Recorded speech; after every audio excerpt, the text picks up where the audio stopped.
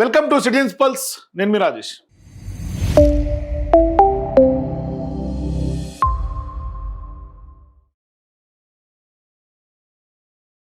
తెలంగాణ రాష్ట్రంలో నిజంగానే ఈ ప్రభుత్వంలో ఏం జరుగుతుందో ఎవరికి అర్థం కావట్లేదు.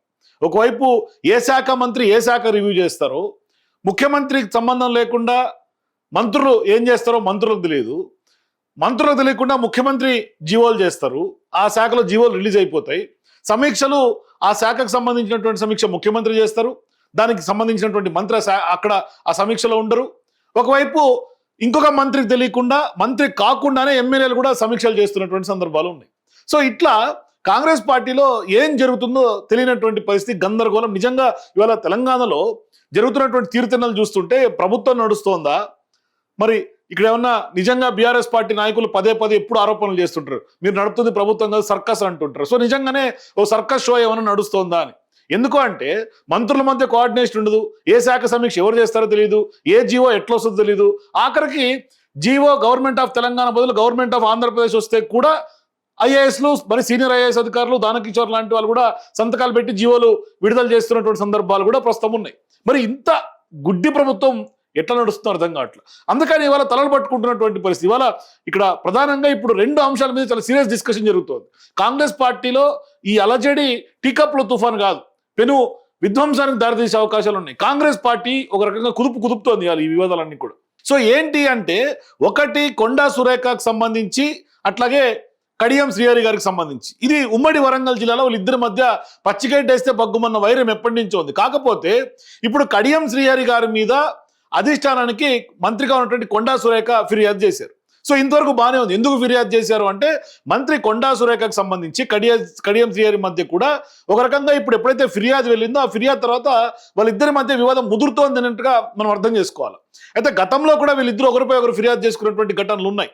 అయితే ఇప్పుడు కొండా సురేఖకు సంబంధించినటువంటి ఎండోన్మెంట్ శాఖ దానికి సంబంధించినటువంటి సమీక్ష ఆ అధికారులతో కడియం శ్రీహరి చేయటం, మరి ఇప్పుడు మరొక్కసారి వీరిద్దరి మధ్య బగ్గుమన్నది వివాదం. అయితే గతంలో ఒకరిపై ఒకరు ఫిర్యాదులు చేసుకొని ఒకరికొకరు హైడ్రామా సృష్టించినటువంటి నేపథ్యంలో ఆనాడు సయోధ్య కుదిరింది. గాంధీ భవన్ వేదికగా కొంత మాట్లాడి సయోధ్య కుదిర్చారు. కానీ తాజాగా నిన్న నియోజకవర్గం పైన అధికారులతో రివ్యూ చేసి ఉమ్మడి వరంగల్ సంబంధించినటువంటి మాస్టర్ ప్లాన్ కూడా ఇవ్వాలని కడియం శ్రీహరి అధికారులను కోరటం, అట్లాగే జిల్లా వ్యవహారాలకు సంబంధించినటువంటి నేపథ్యంలో కడియం శ్రీహరి తలదూర్చడం ఏంటనేది కూడా ఇవాళ కొండా సురేఖ మండిపడుతున్నటువంటి సందర్భాలు ఉన్నాయి.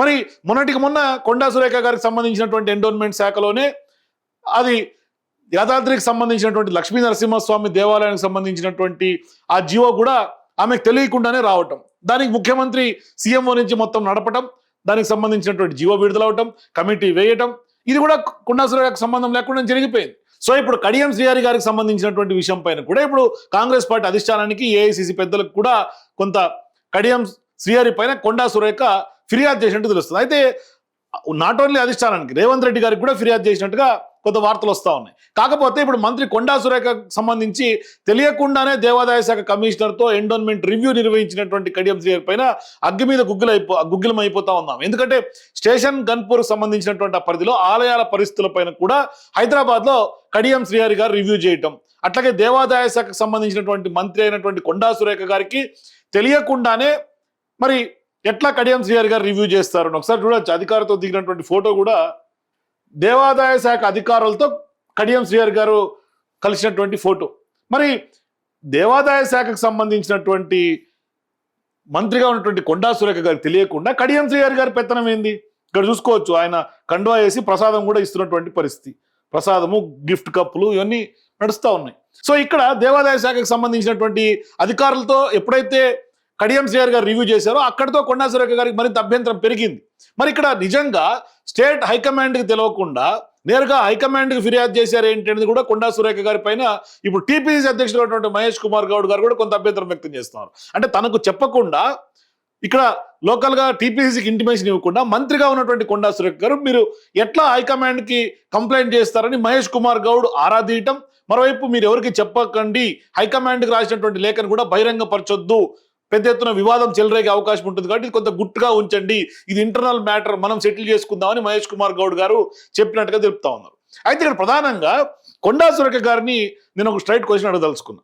ఇప్పుడు ఎప్పుడైతే తన శాఖకు సంబంధించి కొండా సురేఖ గారికి సంబంధం లేకుండా ఎవరైతే కడియం శ్రీహరి గారితో ఇవాళ రివ్యూ జరిగిందో, ఆయన నియోజకవర్గం సంబంధించి జిల్లాకు సంబంధించినటువంటి ఆ యొక్క రివ్యూస్ అన్ని కూడా కొండా సురేఖ గారిని పక్కన పెట్టి కడియం శ్రీహరి గారు చేస్తుంటే హైకమాండ్కి ఫిర్యాదు చేశారు.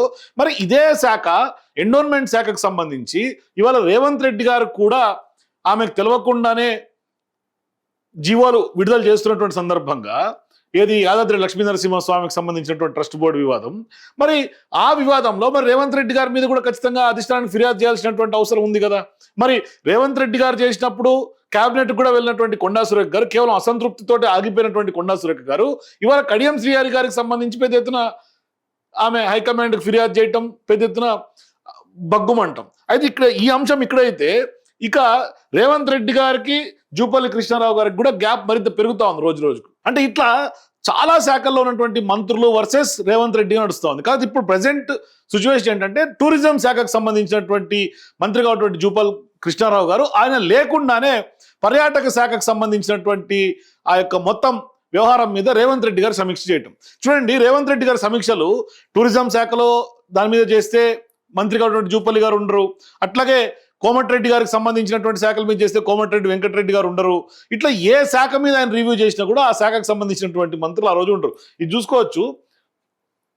ఇది నిన్న టూరిజం శాఖకు సంబంధించినటువంటి రివ్యూ ఎవరు రేవంత్ రెడ్డి గారు చేశారు స్వయంగా. దీంట్లో సలహాదారులు, ఐఏఎస్ అధికారులు, కొంతమంది కొంతమంది అధికారులు, కొంతమంది పిఆర్ఓలు, లేకుంటే సిపిఆర్ఓలు, లేదంటే సలహాదారులు ఇట్లుంటారు. టూరిజం శాఖకు సంబంధించినటువంటి సెక్రటరీలు ఉంటారు, ఆ సంబంధించినటువంటి మంత్రి ఉండరు. ఇది ఎంత విడ్డూరంగా ఉంది చూడండి. ముఖ్యమంత్రి స్వయంగా సమీక్ష చేస్తే ఆ శాఖకు సంబంధించినటువంటి మంత్రి ఉండరు. ఇవాళ ఆ శాఖకు సంబంధించినటువంటి మంత్రి ఎక్కడ ఉంటాడు? జూపల్లి కృష్ణారావు గారు. ఆయన స్విమ్మింగ్ పూల్లో స్విమ్మింగ్ చేస్తా ఉన్నాడు. అది సోషల్ మీడియాలో వైరల్గా మారుతుంది. నేను చూపించలేను కాబట్టి చూపించట్లేదు, కానీ ఆయన స్విమ్మింగ్ చేస్తా ఉన్నాడు. రేవంత్ రెడ్డి గారు ఏమో ఆయన లేకుండానే సమీక్ష చేస్తా ఉన్నాడు. మరి మంత్రులు నిజంగా ఇవాళ ఏం చేస్తున్నారు తెలంగాణలో? అంటే కావాలని ఏమన్నా జూపల్లి కృష్ణారావు గారిని ఏమన్నా రేవంత్ రెడ్డి గారు పక్కన పెట్టిరా? ఎందుకు అంటే రీసెంట్ టైమ్స్లో బీఆర్ఎస్ పార్టీ నాయకులు పెద్ద ఎత్తున సవాల్ చేశారు. ఆ సవాల్ని రేవంత్ రెడ్డి గారు స్వీకరించడం పోయి అది అంటారు చూసారా, గుమ్మడికాయలు దొంగంటే భుజాలు ఎగరేసుకున్నట్టుగా జూపల్లి కృష్ణారావు గారు నేను ఆ సవాల్ని స్వీకరిస్తూ నేను వస్తా చర్చకు అని చెప్పి తొడగొట్టిండు. తొడగొడితే ఏమైంది? సెల్ఫ్ గోల్ వేసుకుంది కాంగ్రెస్ పార్టీ. మంత్రులు అందరూ వచ్చిండ్రు, పెద్ద ఎత్తున హంగామా నడిచింది. ఏమీ ప్రూవ్ చేయలేకపోయారు, రాలేకపోయారు. వీళ్ళని బీఆర్ఎస్ పార్టీ నాయకులు కట్టడి చేశారు. ఒక రకంగా చెప్పాలంటే కాంగ్రెస్ పార్టీ సెల్ఫ్ గోల్ వేసుకుని అంతర్మంతరం పడుతోంది ఇవాళ. అసలు ఏం జరిగింది, ఏం చెయ్యాలి అని. తర్వాత ముఖ్యమంత్రి రేవంత్ రెడ్డి గారు కూడా మరుసటి రోజు జరిగినటువంటి క్యాబినెట్లో క్లాస్ తీసుకున్నారు జూపల్లి గారికి. సో ఇదంతా చూసుకుంటే నిజంగా సీఎం రేవంత్ రెడ్డి గారికి వ్యూహం ఉండదు, మంత్రుల మధ్య కోఆర్డినేషన్ ఉండదు. ఇంత ఘోరాతి ఘోరంగా మంత్రులకు సంబంధించినటువంటి ఓపెన్ డిబేట్ ఛాలెంజ్లకు సంబంధించి కూడా అధిష్టానం ఈ మధ్య సీరియస్ అయినట్టుగా కూడా కొంత కథనాలు వస్తూ ఉన్నాయి. నిజంగా ఇప్పుడు సమీక్షలు ఇవన్నీ వ్యవహారం చూస్తూ ఉంటే ఇప్పుడు మరోవైపు ఇంకొకటి ఏంటి, గతంలో ఎట్లయితే మహేష్ కుమార్ గౌడ్ గారికి సంబంధించినటువంటి కథనాలు బిగ్ టీవీలో వాళ్ళకు సంబంధించినటువంటి కాంగ్రెస్ పార్టీ సొంత ఛానల్ ఉందో ఆ ఛానల్లో ఏ విధంగా అయితే కథనాలు వచ్చినాయో సేమ్ అదే సీనియారియో ఇవాళ జూపల్లి కృష్ణారావు గారి గురించి కూడా వచ్చింది. జూపల్లి కృష్ణారావు గారి గురించి కూరలో కరివేపాకు అంటూ కూడా రేవంత్ రెడ్డి గారికి సంబంధించినటువంటి సొంత మీడియాలో ఇవాళ టీవీ కథనాలు రావడం అంటే ఖచ్చితంగా జూపల్లి కృష్ణారావు గారి వర్సెస్ రేవంత్ రెడ్డి గారిగా మనకు స్పష్టంగా అర్థమవుతోంది. అంటే జూపల్లి పైన రేవంత్ రెడ్డి గారు ఖచ్చితంగా ఆగ్రహం వ్యక్తం చేస్తున్నారు. ఎందుకు? కాంగ్రెస్ సంబంధించినటువంటి సెల్ఫ్ గోల్ ఎపిసోడ్ అక్కడ స్పష్టంగా అర్థమవుతుంది. అప్పటి నుంచి అంటే అప్పుల పైన గత బీఆర్ఎస్ పార్టీ చేసినటువంటి అప్పుడు ప్రభుత్వంలో 10 ఏళ్ల పాటు అప్పుల పైన సవాల్ చేసి పారిపోయినటువంటి నేపథ్యంలో జూపల్లి పైన రేవంత్ రెడ్డి తీవ్రమైనటువంటి అసంతృప్తితో ఉన్నారు, ఆగ్రహంతో ఉన్నారు. అందుకని ఇవాళ ఆయన సమీక్షలో కూడా జూపల్లి గారు లేకుండానే సమీక్ష చేసినటువంటి పరిస్థితి మనకు కనిపిస్తూ ఉంది. సో ఇట్లా నాట్ ఓన్లీ జూపల్లి గారికి సంబంధించినటువంటి పర్యాటక శాఖ, ఇట్లా రేవంత్ రెడ్డి గారి పెత్తనం అన్ని శాఖల పైన కూడా ఉంది. నాట్ ఓన్లీ జూపల్లి కృష్ణారావు గారి శాఖలు, అన్ని శాఖల్లో అంటే మంత్రులకు సంప్రదించకుండా వాళ్ళతో చర్చలు జరపకుండా ఏకపక్షంగా నిర్ణయాలు తీసుకుంటున్నారు రేవంత్ రెడ్డి గారు అనేది సుస్పష్టంగా కనిపిస్తుంది.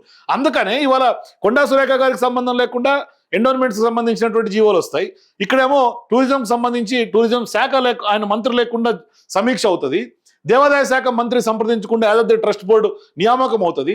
సినిమాటోగ్రఫీకి సంబంధించినటువంటి మంత్రి కోమటిరెడ్డి వెంకటరెడ్డి గారు లేకుండా బెనిఫిట్ షోకి సంబంధించి లేకుంటే టికెట్ రేట్లకు సంబంధించి దానికి కూడా రేవంత్ రెడ్డి గారే ఇచ్చేస్తారు జీవోలు. ఆ ప్రభుత్వం ఇచ్చేస్తే ఆయనకు సమాచారం ఉండదు, నాకు సంబంధం లేదు, నాకు తెలియదు అంటాడు ఆయన.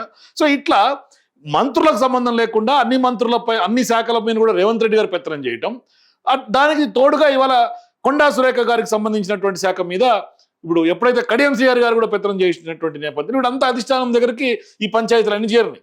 ఒక్కటి కాదు, అసలు కాంగ్రెస్ పార్టీలో ఏం జరుగుతుందో తెలియనటువంటి పరిస్థితి కనిపిస్తుంది. వాళ్ళు ఏ శాఖను ఎవరు సమీక్ష చేస్తున్నారు, ఏ శాఖలో ఏ జీవోలు వస్తున్నాయి, ఎవరు పెత్తనం నడుస్తూ ఉంది, ఏంది అర్థం కానటువంటి పరిస్థితి. నిజంగా ఆ శాఖకు సంబంధించినటువంటి మంత్రులు లేకుండా అధికారులు కూడా ఇవాళ రేవంత్ రెడ్డి గారితో సమీక్షలో పాల్గొని ఉంటాం. సరే, రేవంత్ రెడ్డి గారు అంటే సీఎం కాబట్టి, ఆయన క్యాబినెట్ కాబట్టి, సరే ఒకవేళ అధికారులు ఖచ్చితంగా సహకరించి తప్పనటువంటి పరిస్థితి. కానీ కడియం శ్రీహరి గారికి సంబంధించినటువంటి సమీక్షలో దేవాదాయ శాఖకు సంబంధించినటువంటి అధికారులు పోయి సమీక్షలో పాల్గొన్నారు అంటే ఇతను ఎట్లా అర్థం చేసుకోవాలా? మరి కొండా సురేఖ గారికి సంబంధించినటువంటి మంత్రిత్వ శాఖ ఏంటి, అసలు ఏం జరుగుతోంది? ఇప్పుడు మళ్ళీ ఏమి అధిష్టానానికి ఫిర్యాదు చేస్తే మళ్ళీ మహేష్ కుమార్ గౌడ్ గారు ఏమో నాకు చెప్పకుండా మీరు ఎట్లా ఫిర్యాదు చేసిర్రు అని. వాస్తవానికి కొండా సురేఖ గారికి సంబంధించి ఎపిసోడ్ మరింత ముదిరే అవకాశాలు కనిపిస్తున్నాయి. ఎందుకంటే గతంలో నుంచి కూడా వాళ్ళిద్దరి మధ్య కొంత వివాదాలు ఉన్నాయి కాబట్టి వరుసగా గతంలో సయోధ్య కుదిరినప్పటికీ కూడా ఈ వివాదం అయితే మరింత ముదిరే అవకాశం కనిపిస్తోంది.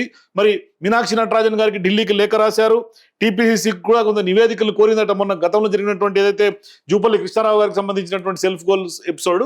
సో ఇట్లా ప్రతి ఒక్క అంశం కూడా ఇప్పుడు చిలికి గాలివాన అయ్యే అవకాశాలు కనిపిస్తున్నాయి. అన్ని హైకమాండ్ తలుపు తట్టే పరిస్థితులు ఉన్నాయి. మరి నిజంగానే కాంగ్రెస్ పార్టీలో ఒకసారి ప్రక్షాళన జరిగితే ఏ మంత్రులు బయటికి వెళ్ళే అవకాశం ఉంది. ఎందుకంటే కాంగ్రెస్ పార్టీలో క్యాబినెట్ లో ఏం జరుగుతుందో తెలియనటువంటి గందరగోళమైనటువంటి పరిస్థితి నిజంగానే ఇవాళ ఉన్నటువంటి నేపథ్యంలో మీ అభిప్రాయాలు కూడా కింద నాకు కామెంట్స్ ఉండి తెలియజేయండి. సో మీ కామెంట్స్ లో స్పష్టంగా నిజంగా ఇవాళ గతం నుంచి కూడా రేవంత్ రెడ్డి గారు గుంపు మేస్త్రి అని చెప్తూ ఉండే కాబట్టి నిజంగానే ఇవాళ గతంలో మొన్న కేటీఆర్ గారు అన్నారు గుంపు మేస్త్రి కదా, మరి మీకు సుతారీలు లేరా మేడిగడ్డ రిపేర్ చేయడానికి, అట్లా ఇవాళ నిజంగానే ఆయనే గుంపు మేస్త్రి అని చెప్తున్నటువంటి నేపథ్యంలో మరి ఎందుకు ఇవాళ మంత్రుల్ని ఒక తాటి మీద తీసుకురాలేకపోతున్నారు రేవంత్ రెడ్డి గారు? నిజంగా అన్ని శాఖల మీద కూడా ఎందుకు ఆ మేస్త్రి పెత్తనం కొనసాగుతుంది? మీ అభిప్రాయాల కింద నాకు కామెంట్స్ చెప్పండి. For more videos please watch citizens pulse.